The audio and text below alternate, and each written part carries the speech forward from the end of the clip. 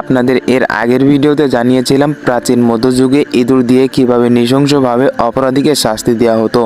তো চলুন আজকে আরও একটি নতুন কিছু জানতে পারবেন আজকের ভিডিওতে। আর হ্যাঁ, আমার চ্যানেলে 60 দিনেরও কম সময় আছে, এর মধ্যে যদি আমি 1000 সাবস্ক্রাইবার না পূরণ করতে পারি তাহলে আমার চ্যানেলটাকে ব্লক করা হবে। তাই ভিডিওর ফার্স্ট অফ অল রিকোয়েস্ট থাকবে চ্যানেলটিকে সাবস্ক্রাইব করবেন। তো চলুন এবার ভিডিওতে ফেরা যাক। The rack.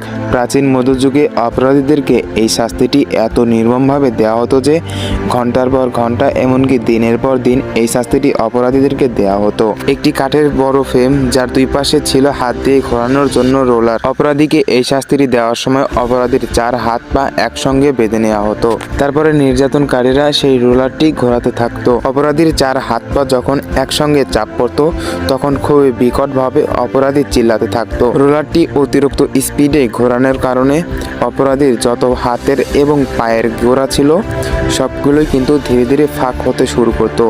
এর ফলে অপরাধীর শরীরে অনেক ব্যথা হতে শুরু করতো। অপরাধী যতই ব্যথার যন্ত্রণায় চিল্লাক না কেন, অনেক কাঁদুক না কেন, সাজা দেওয়া ব্যক্তিদের কাছে এটা কোনো কিছুই ছিল না।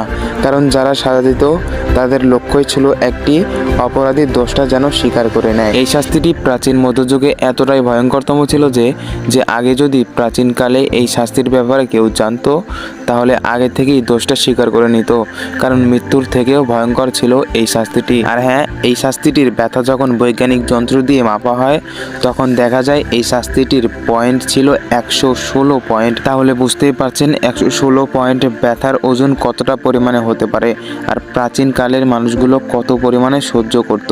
তো আপনি কি এই প্রাচীনকালের এই সব বিষয়ে কোনো জায়গায় শুনেছেন কিংবা পড়েছেন?